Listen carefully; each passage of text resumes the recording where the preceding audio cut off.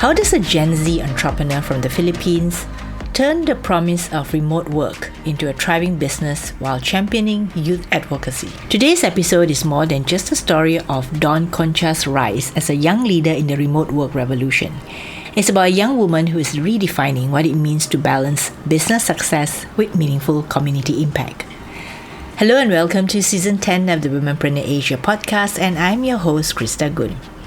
My mission is to uncover the stories and strategies of Asian women entrepreneurs to inspire and guide you on your own entrepreneurial journey. This episode is brought to you by Redbox Studio. I'm also excited to announce that applications are now open for a live month-long virtual program that I'm co-teaching with my friend Rowena. We are teaming up to coach women who would like to create more opportunities for themselves by getting more visible. Visit womenpreneurasia.com for more information. Today's episode features Concha, the CEO of Work Beyond Borders in the Philippines, a company dedicated to helping companies with digital marketing. As the team is entirely remote, Dawn shares how she embraces the challenges and realities of managing a distributed workforce while embracing her digital nomad lifestyle. And that's not all. While running a business, she is also the founder of Yabong, a platform for youth advocacy that empowers young people to take bold action in their communities. Dawn and I had a thoughtful and energizing conversation about Gen Z values, entrepreneurship, remote work, and the very valid idea of making a difference while running a business. Hello, Dawn. Welcome to Womenpreneur Asia. Hello.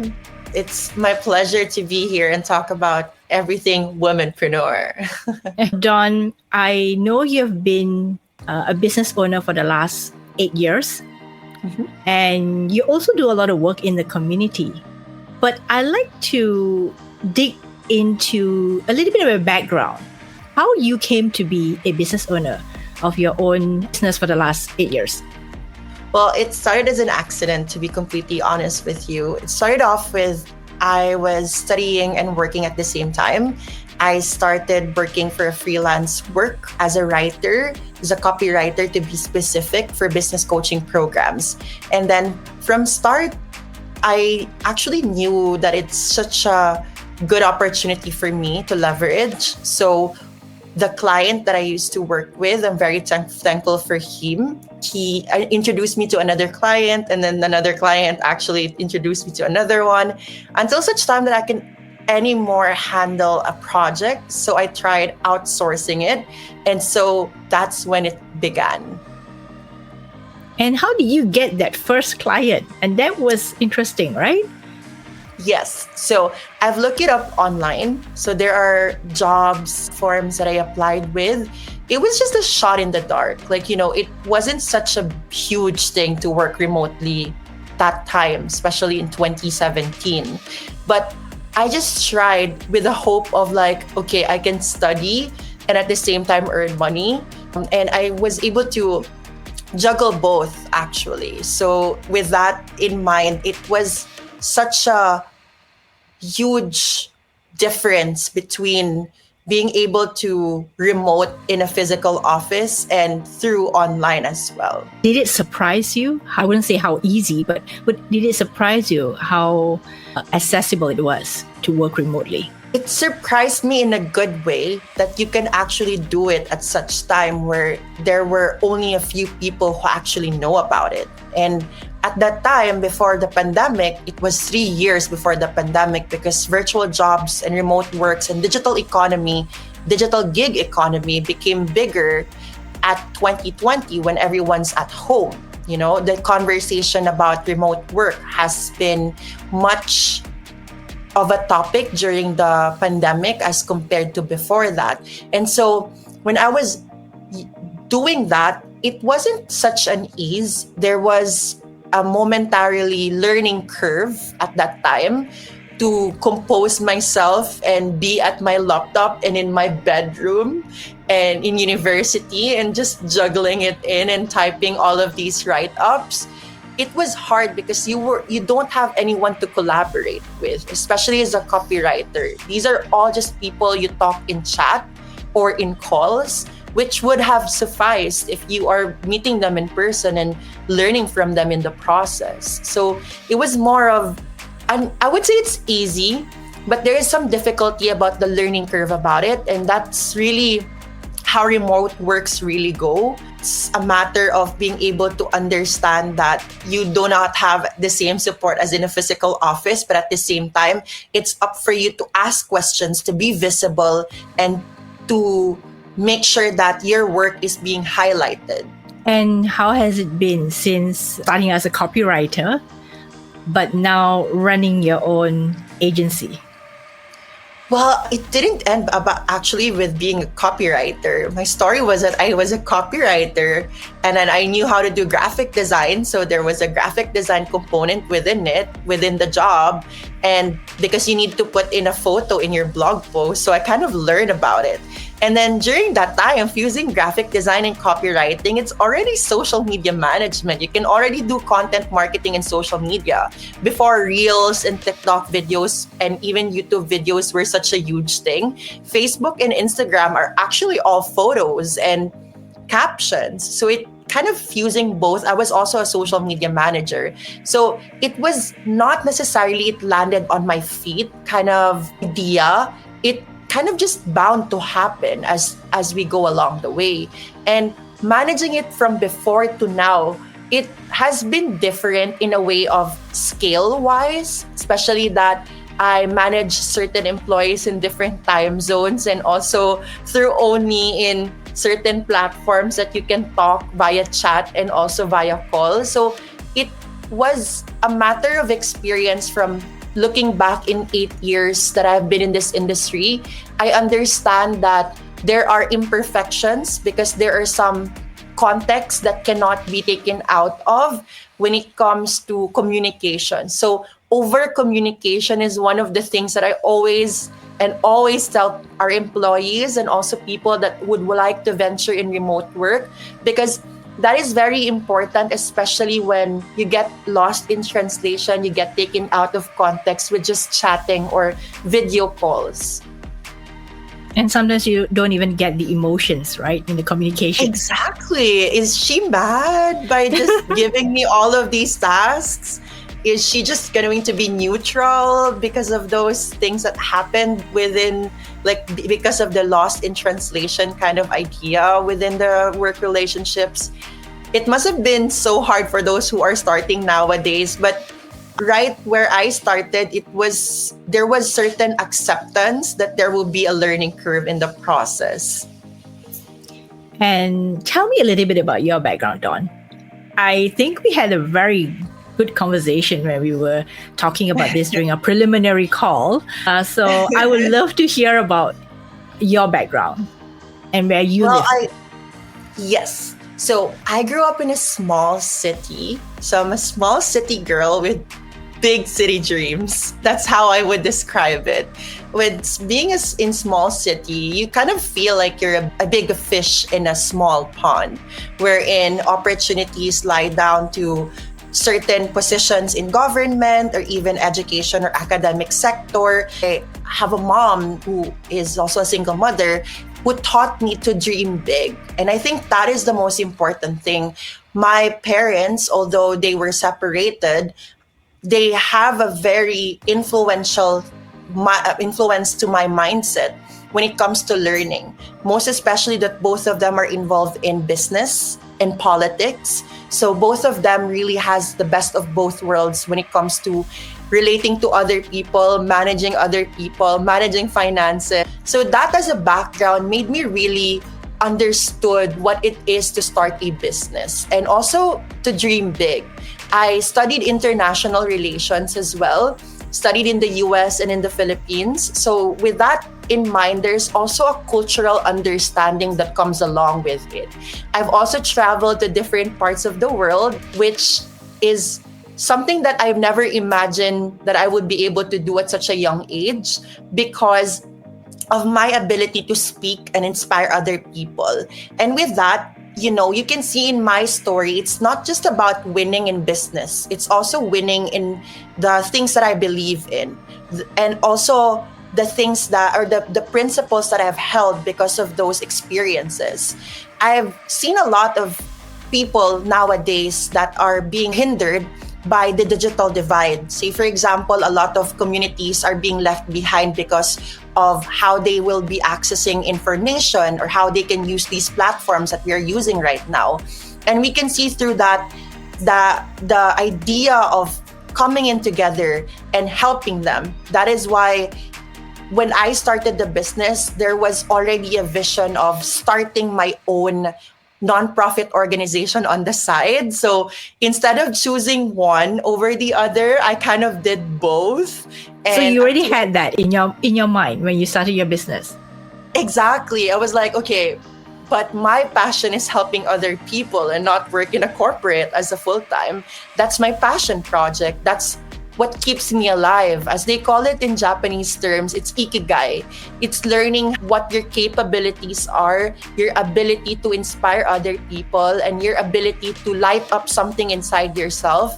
I think I found that with digitalization, not only with my work in the company, in Work Beyond Borders, but also with Yabong as a non-governmental organization that promotes youth digital literacy here in the Philippines and beyond.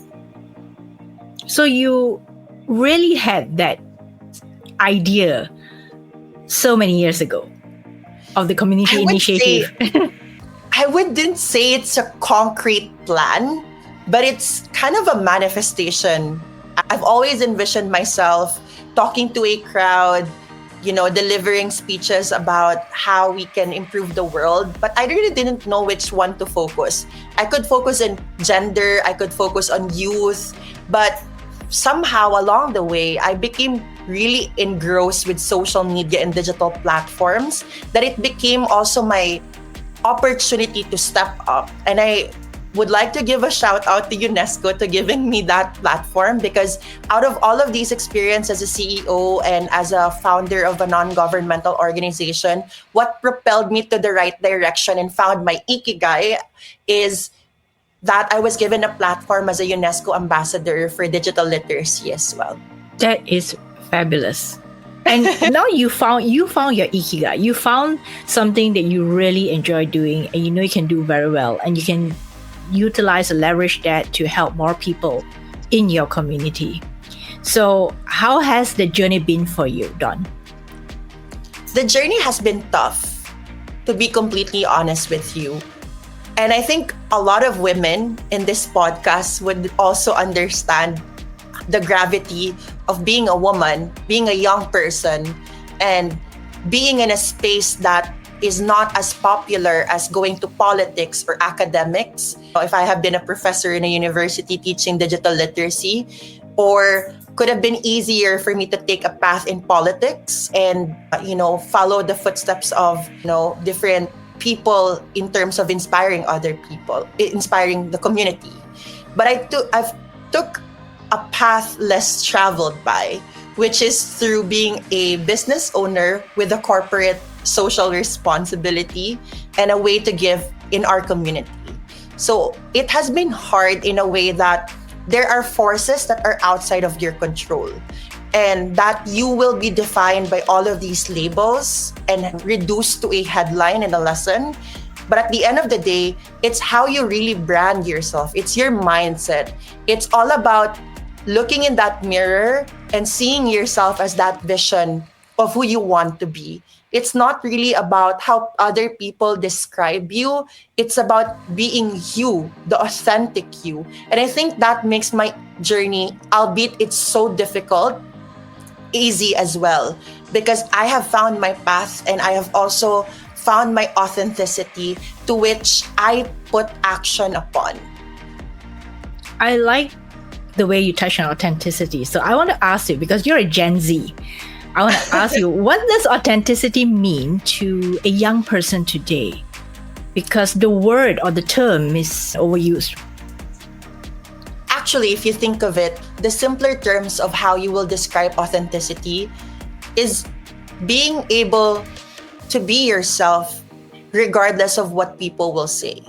And that is something that I've always thought to be harder than just jumping in the bandwagon, letting other people define you, and going through the trends and applying all of those trends in your life. It's also about self-discovery. Authenticity is about working on yourself. What do you really want? Or if you haven't thought about what you really want in this lifetime, what are the things that you don't want? What are the things that you don't want for others to treat you? Your standards, your self-esteem, your confidence. A lot of people mistaken that being authentic is about being able to say it loudly. For me, authenticity is a silent confidence that you have for yourself. That regardless of how people will see you, treat you, this is me. Regardless of what you will say, regardless of how you will define me, this is me.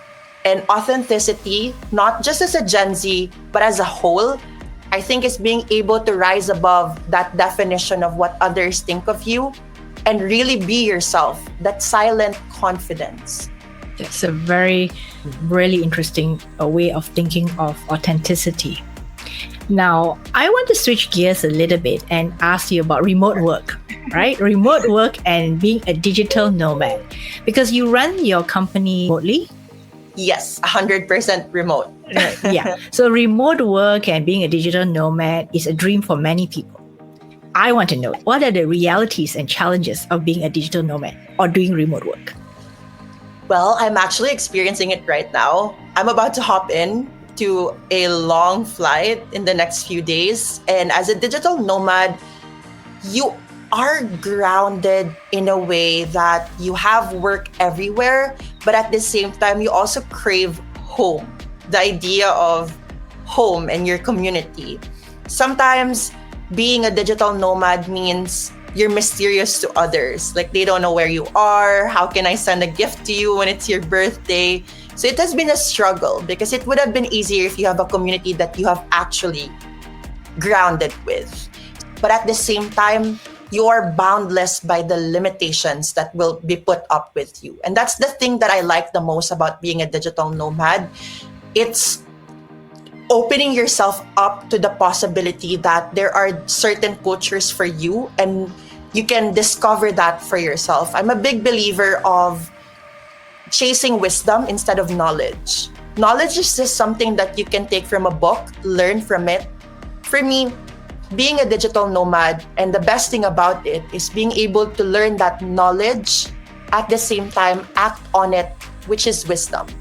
When you go to a country or when you work everywhere, if you are boundless by the limitations of your work in terms of where you stay and where you're at, it becomes clear to you why others act the way that they act. And at the same time, there's an understanding and tolerance, and even at some point, acceptance to how people feel, think, and do. And that's what I love about being a digital nomad. It's not because I can travel everywhere. It's about that wisdom that comes along with being able to learn with other people and how you interact with them.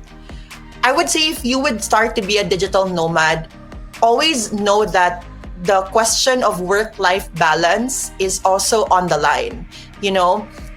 Since there is so much going on in a working office as compared to a remote job, I mean, it's just the same in its most sense in terms of workload, but there's a disparity between the pressures of being in an office, trying to impress your boss, trying to be mingling with other employees. There's a confidence that is silent between being a digital nomad, that as long as I'm doing my job and I keep a good relationship with other people, it comes a great perspective of working with that work-life balance idea.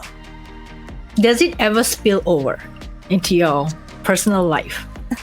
I would say yes. Like, I've had some times where I'm in a flight where I have to buy a Wi-Fi because I have to pass something. So the moment I got into the airplane, I need to subscribe to an internet just to get through a workload that I need to submit. And sometimes you're changing time zones. This happened to me when I was going to Nigeria and I was preparing for my speech. And I also am preparing for some of the client briefs for the marketing campaigns that we're going to start with. That was in 2022. And I've learned from 2022, since I got really pissed at that time, like, this shouldn't happen. This shouldn't overspill. Like, I'm so stressed out. I'm in the airport just writing all of these marketing briefs for clients. And then I realized, like, okay, it needs to stop. And that's when the beauty of outsourcing comes.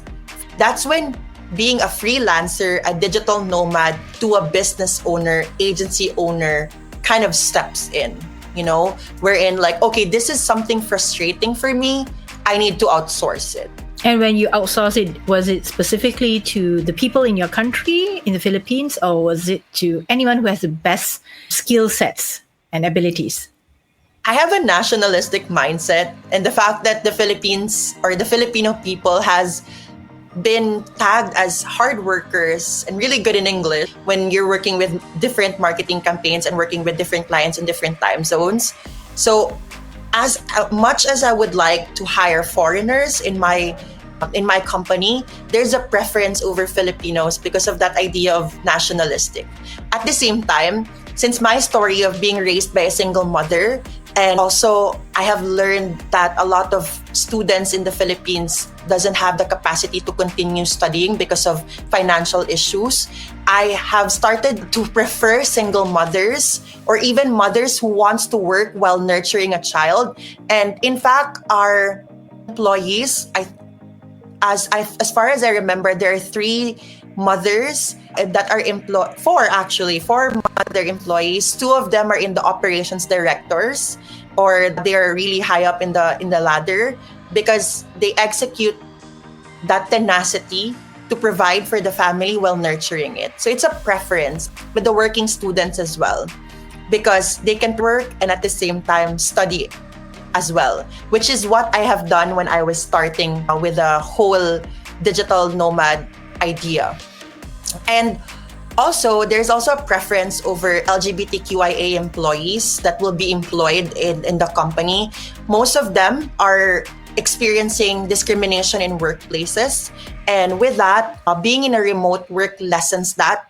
They have the ability to be themselves, be able to take up that space and understand that it's not your gender, sexual orientation, preference that runs over what you are competent of or what you are capable of. So those ideas really matters so much to me, because as much as I wanted to create a business and a community with the nonprofit organization and the agency that I put up with when I was 21, maybe even younger, I realized that it's that sense of belonging.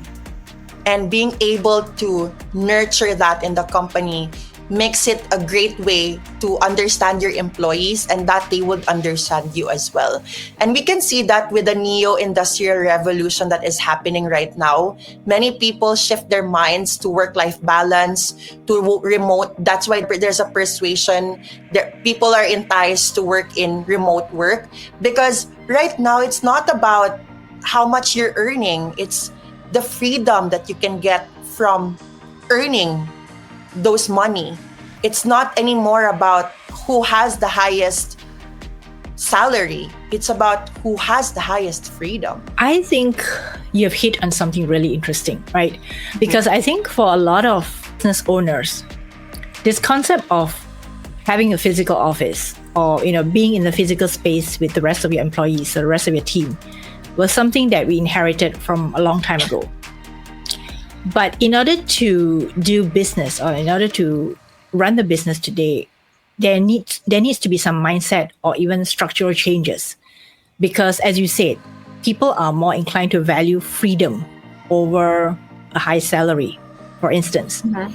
So in your opinion, what mindset or structural changes does a business owner need today if they want to hire younger people to work for them? Yeah, that has been a question with all of the conferences I've had, and I have to defend the young people for that because I am still part of Gen Z.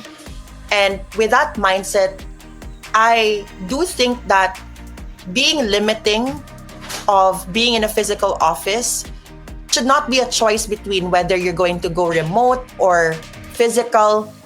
Regardless of what you will put up your business with, there should be a consideration over employees, because a lot of people leave their jobs and doesn't stay too long in their jobs, as younger people would always do that, and a lot of older generation would always be baffled with that fact, is that being able to create those principles that actually, aside from just profiting, you're also nurturing the employees that are working with you.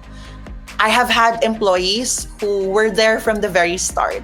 And I think it's because of the fact that with all of these growth and expansion in the company, it's always about being able to hear the employees while at the same time considering the welfare of all, the welfare of community.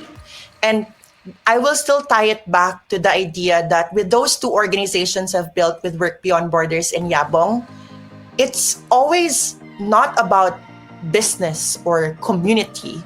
It's about that sense of belongingness.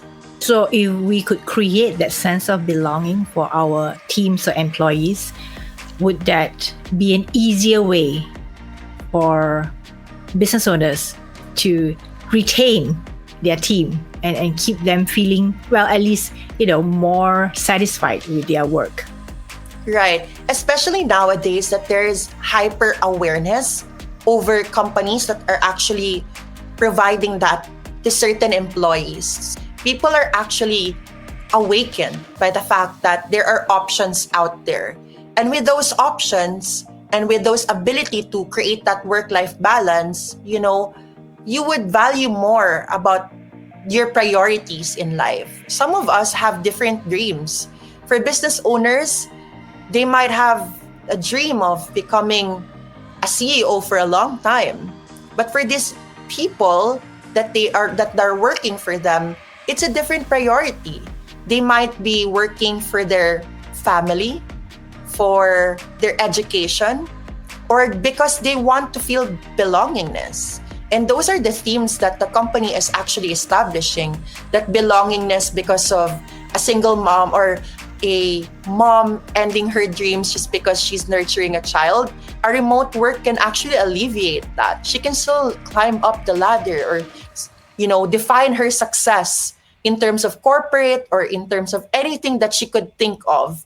And it's a changing time. Women are actually in leadership positions, and we see that. This is the podcast is all about featuring those people.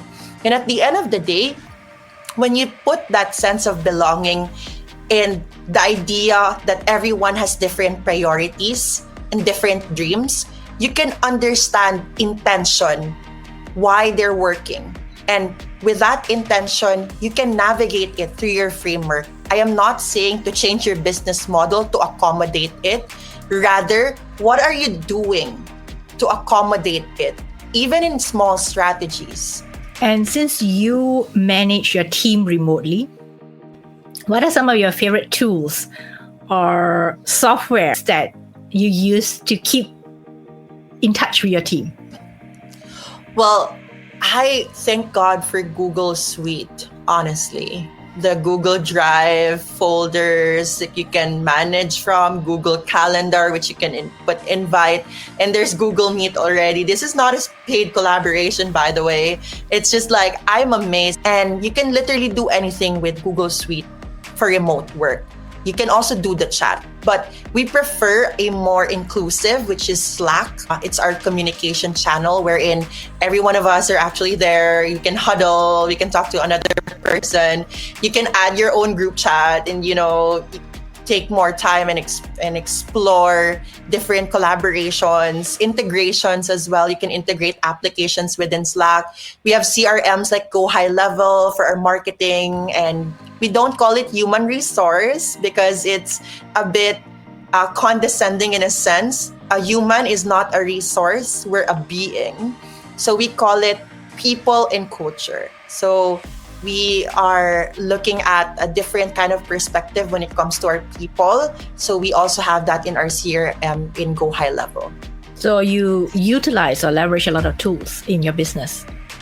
Definitely. I mean, in order for you to alleviate the fact that there are resources that you cannot provide for a physical work, you have to subscribe into different tools.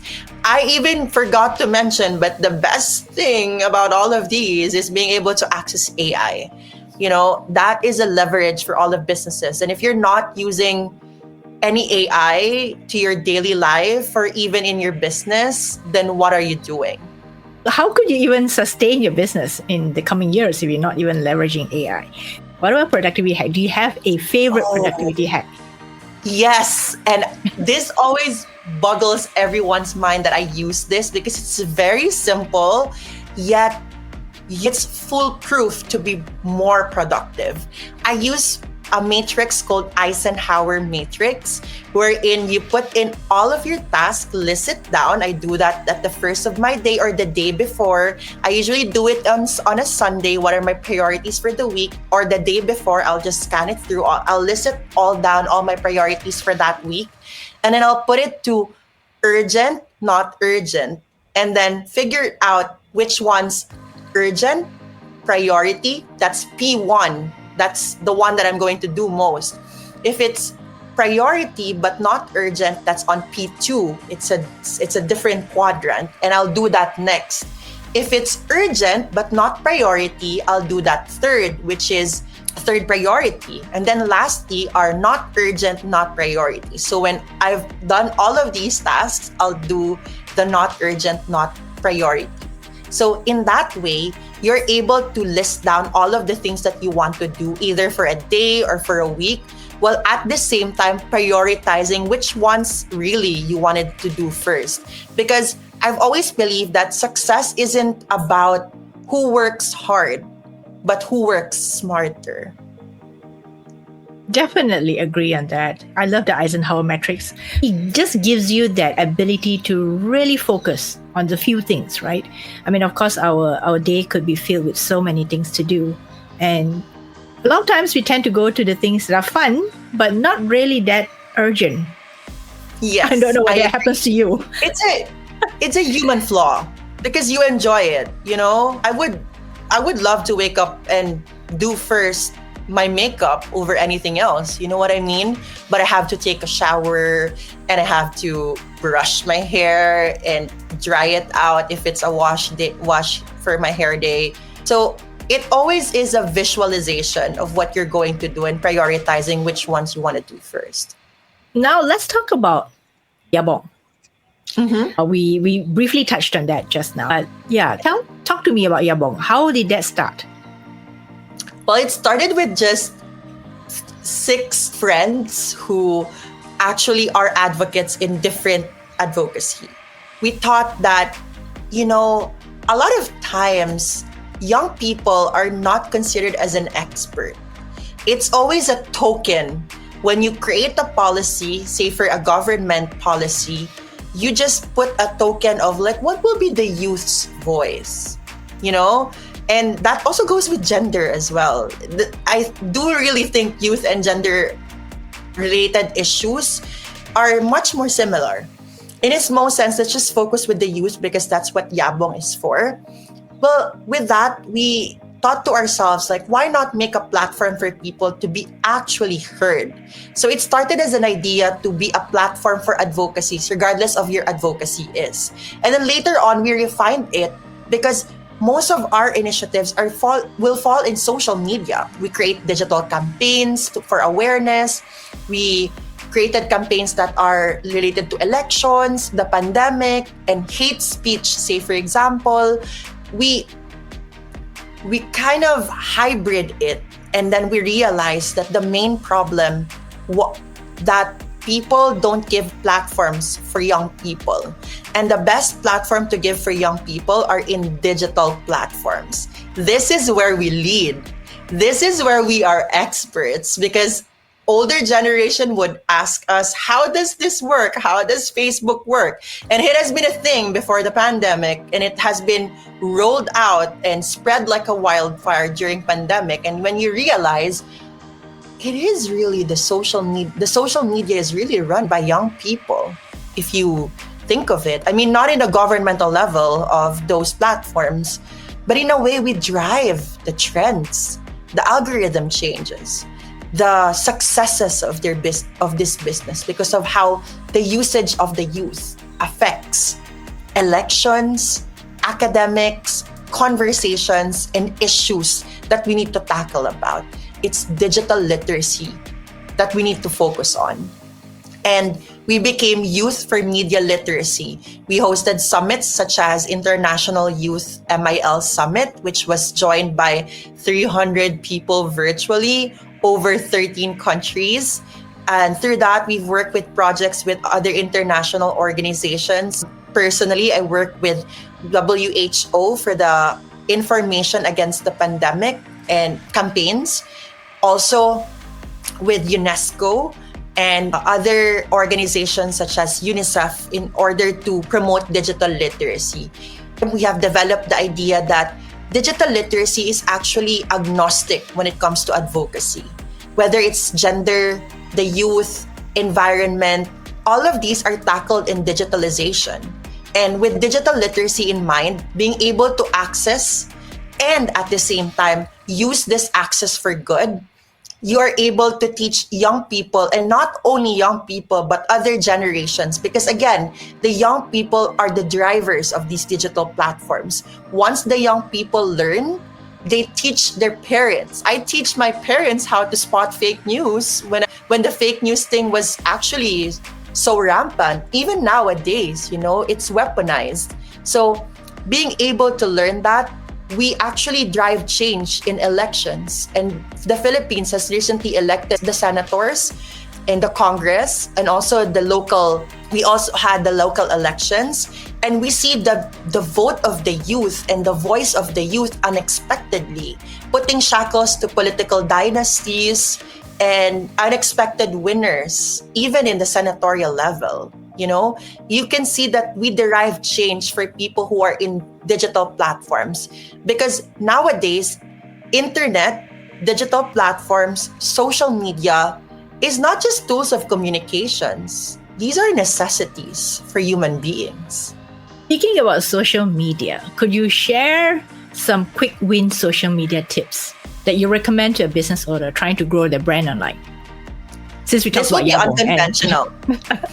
Okay. This will be unconventional, but personally, I don't have social media. Okay. I know, I work in social media, but I only have LinkedIn as an active account. It is because it always drives that idea of authenticity. You need to hear yourself. What do you really want? And if you're convoluted with all of these ideas, philosophies that tugs you, you're not able to center yourself. It's good to hear them. I seldom use social media, but when I do, I pick up ideas and knowledge to put that into wisdom. Same concept that I've been telling. You gather the knowledge, you put in the wisdom. And I think the idea of not being in social media as a business owner gives you a better perspective of what is authentic for you. Because that is very important to be successful in social media. With all of these noise, with all of these people joining the bandwagon, who are you and why are we going to buy for that business? And when we buy from you, what principles do you actually have? That is why when you follow a certain influencer, you follow a certain brand, you do not just only buy because of what they look like nowadays. It's the principles that comes along with it. That remains a major shift to the mindset of how people buy, their buying behavior, as an easy way to say it, and how they convince other people to buy as well. So, if I'm hearing it correct, it means that you are more focused on one platform, which is LinkedIn, and you want to distill your knowledge into wisdom and share it in that space that you're in, and not be distracted by all the other noise out there. Yes, it's good to participate because I do still have other social media accounts that are in a most way to gather information about these social media platforms and how it works. It's good to have it. It's good to have all the resources. But also catch yourself. Like, do I just jump in with the bandwagon, or am I creating a platform for myself for that authenticity, which is what people buy for? So people are also following people not because of what they say, right? It's more than what they do or how they live. Yes. That's why the era of vlogs, wherein people actually flesh out their daily life, and people being able to catch through certain parts of these influencers or vloggers, they call themselves, the idea of who they are and what they do and how that relates to them. So whenever they sell something, and this is also what I tell the influencers that we're working with and the clients and brands that we're working with, if you're going to work with an influencer, don't work with an influencer who sells a lot, because sometimes they're not grounded with what really matters to their audience and what really matters to them specifically. Like, do they really use these products or just for the sake of being in a collaboration? I mean, I respect the hustle, but in order to build that community, you need to be authentic. And for business owners, and that goes with only being an influencer and a business owner as well, in order for you to create that platform for others, you need to build a strong foundation of who you are as an influencer, as a brand, as a business owner, and how that relates to the world. That's very interesting advice, which I would have not expected from you, Dawn. I agree. I would always say this. I always do things unconventionally because that's how you stay true to yourself. At the same time, that's how you stay true with your brand. You know, it's easy for me to jump in the bandwagon and, follow trends, but is that really me? Does that represent who I want myself to be? And does that represent what brand do I get myself out there, whether it's my business, the clients we're working with, and myself as well? And you mentioned working with influencers. How would, just say, a business owner who decides to work with an influencer, how would that process be like? For instance, if they were to come and say, Dawn, I would love to work with an influencer. Do you have any tips, any ideas to get started? Well, in a more in-depth of what I'm going to discuss is what our business is for, definitely.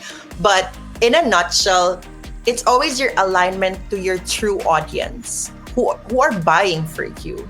You need to analyze that because that is your niche. That is your audience. And who among these influencers have that audience? I'll leave it at that. No more specifics because that's what our business is for. Yes. So, Dawn, if you could go back in time and do it all over again, be it your business or Yabong, what would you do differently? That's interesting. I have never thought of that. But I think I wish I started earlier, actually. That's one thing I would change. Because if I knew this would expand this big, I would have been prepared with experiences that I've had if I started earlier. But I guess it's also the right time to actually start with it. I was so young, so there's always that focus with my studies. But I would say I would have started it earlier because of how big the platform changed from where I started to where it is now. It's unimaginable. But having those knowledge from the start, when I started in 2017, I would say that carries on a lot of where my decision making is right now. It didn't change in matters of philosophy, in principles of how social media and digital platforms work, but it definitely changed the times nowadays. So there is a huge advantage if you started early. In your case, how early would that be if you could turn back the clock and say you started in 2017? If you say, okay, I could start it much, much earlier, when would that have, was it like? I've always had a thought that yeah, I should have started vlogging when I was younger, like probably 9-10 years old, when I had a smartphone. If my parents would not allow me to, I am definite about that. But I wish I was a little bit rebel and created my brand and grow from it. But at the same time, there's no regret about it because I love my privacy. Having no social media except LinkedIn, that's power. Nowadays people are shifting into that. A lot of people think that sharing a lot in social media benefits them, which is, yes, definitely. There's some good to it, but there's also some power with privacy, and that I would change in a business mindset, but in a more personal mindset, I think I'm good where I am. You started business when you're young. When you first started, were there any challenges? It seemed like you had a really smooth ride. No, it wasn't. How I wish I could tell you I made a lot of stupid decisions. And I kept doing stupid decisions up until now. A lot of people think that just because you're thriving doesn't mean you don't make wrong decisions. Being a business owner is making 80% failure, rejections, wrong decisions, 20% right decisions. But those 20% are the ones that matter the most. I might be wrong about this employee that I've hired and approved to be hired. I might be wrong about a business decision to focus on, whether it's influencer marketing or social media marketing. At that time, it was right decision for me. So it is not, it's like, I would say, and these are business owners as well, agreed to this. Business is like dating. You don't know what you're gonna get. You're not gonna check off all the boxes, but you keep on meeting people. You keep on learning from all of those experiences, and that's when you arrive at the right decision. Any favorite decision you've made in your life? Personal or business? Yeah, either. I would say it's a tough one. There's a lot of favorite decisions I've made, but I would say being able to listen to myself, regardless of what the situation is. Because there are decisions that are logical in its most sense. You can think about it. You can change all the narratives, pros and cons. But sometimes there are decisions in your life that only you know. It's that intuition. And also feeding that intuition. A lot of people think that it's about knowing that is the right decision. It's not all the time. Probably most of the time, actually. Sometimes it's just that intuition within you that I know this works because my gut feeling says it. And now let's get back into talk about digital. Looking ahead, what digital trends or innovations are you most excited about or preparing for? AI, definitely. And as much as I'm excited to it in its most sense, there should also be regulation that comes along with it, with how big that innovation could be. Technology is agnostic in its sense. It can be a double-edged sword. It could be a tool for good, and it could also be a tool to destroy. And I am most excited of AI because of how it makes our lives easier. But there's also threats of privacy, surveillance. There's also a threat to jobs that are being replaced. And there is also a threat of how we're going to be regulating it. And that conversations, I know, in different conferences on digitalization, digital platforms are being talked about. Because at the end of the day, AI is future. We can definitely see that. AI is now. We're actually using it. But the question is, how do we regulate that in order for advancement of humanity? And not destruction. Yes. Advancement, not destruction of humanity. One final question before we get to the other final question is, what would be your final key piece of advice or takeaway for someone who's listening to us and wondering about life or even remote work? Because remote is such a sexy thing, right? For a lot of people, it's like, wow, remote work, being a digital nomad. So what's your final piece of advice? Whew. I would say two things. The first is, ask yourself, is that what you really want? Because some people who tried remote working, it doesn't work for them because they need that social interactions when they're working. And if it doesn't work for you, then what works for you? Again, it's that self-introspection. And it is something that you should be having in life. You don't just dive in head first in any decision. It's always gonna end up as a failure. Take it as a consideration and take it as if you really want it. And if you want it, if the answer is yes, there are two things, two concepts. Number one is to dare to be whoever you want to be. That's the brand that I always talk about in every conference. I would always insert a quote under that, to dare to be whoever you want to be. Because in this lifetime, we are limitless, not because of our background, but because of the right decisions that we make every day in our life. There will be a lot of failed decisions, rejections, but as long as you keep going and make sure that you make the right decision for you and for that higher sense of yourself, your best version of yourself. Lastly, and I like this motto, it's in my wallpaper everywhere. Fortes fortuna adjuvat. Fortune favors the bold. And whether you're going to be a digital nomad, you want to be an influencer, or whatever you want in this lifetime, you need to be bold. You need to be daring. Because the universe is limitless. We are the universe. And with that in mind, with the world that is too big, opportunities that are at stake, you need to take that opportunity and be brave. I didn't start as an expert. All of us didn't start as an expert.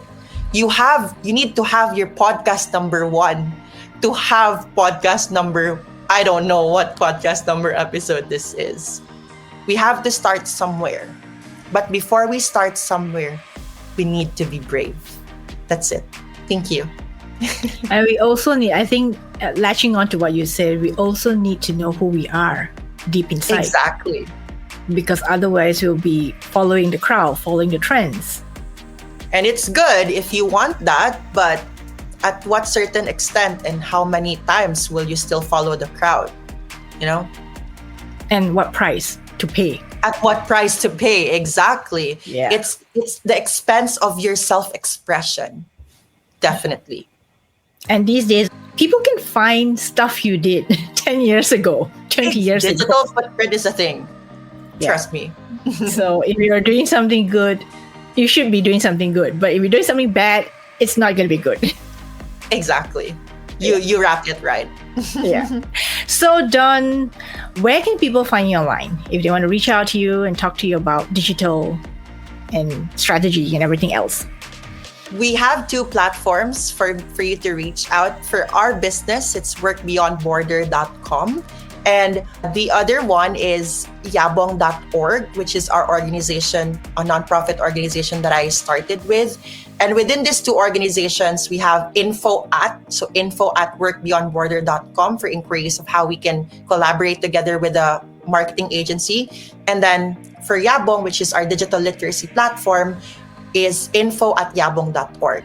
Personally, you can always reach out to LinkedIn. It's Concha Abiera. And I have a new photo, which is in my Filipiniana, very Pino kind of butterfly sleeve in a brown background. And we can add as a connection, we can work together. And I'm very open to either work in small scale to big scale, because every opportunity matters, and every speaking engagement or public relations or even projects could contribute one way or another. Fantastic. Thank you so much, Dawn, for an insightful conversation. I knew we'd have a good conversation because based on the preliminary call that we had, I think we covered so much more there too. And I wish I recorded that, because sometimes these are the things when I talk to guests before we get to the actual recording, sometimes what they tell me in that first call and when we get to recording are two totally different things. So I wish I was a little bit greedy, but I know I cannot be too greedy because there's so much we can unpack, right? Exactly. And also, like, I think there's a certain alignment to that with our first call to here now. It's just more fleshed out, and it's just more humanistic to approach to what I was discussing when we had our preliminary call. And I'm really glad to share all of those with all my vulnerability and with all of my stories to your audience. And I hope to inspire at least one person to start their own business, to create that opportunity for themselves, and to dare to be whoever they want to be. Yes, because fortune favors the bold, remember? Yes. I like that. You wrap it up so good. Okay, so thanks, Dawn. We will definitely see you again, and I'm sure we'll catch up with you online on LinkedIn. Thank you, Krista, for having me, and thank you for listening to this podcast. What was a key takeaway from my conversation with Dawn? Mine was that Gen Z entrepreneurs like her prioritize freedom above all else. With this as their guiding value, they embrace entrepreneurship not just as a career, but as a way to design a life they truly want. They value control over their time, their work, and their choices. And if something doesn't align with their beliefs or values, they simply won't do it. Dawn's story is a powerful reminder that building a business can go hand in hand with living authentically. She shows us that you can create a thriving company, champion a cause, and still make space for the life that you want. Her boldness, reflected in her favorite quote, "Fortune favors the bold," challenges all of us to think about the risks that we're willing to take for the life we desire. So here's my question for you. What bold move could you make today to bring your work or business and your values into closer alignment? If you are new to this podcast, be sure to subscribe so you won't miss out on the latest episodes. For my returning listeners, could you do me a favor? Please rate and review this podcast on your preferred app. Your feedback really helps others find and enjoy our show. And I'll see you next Friday for another brand new episode.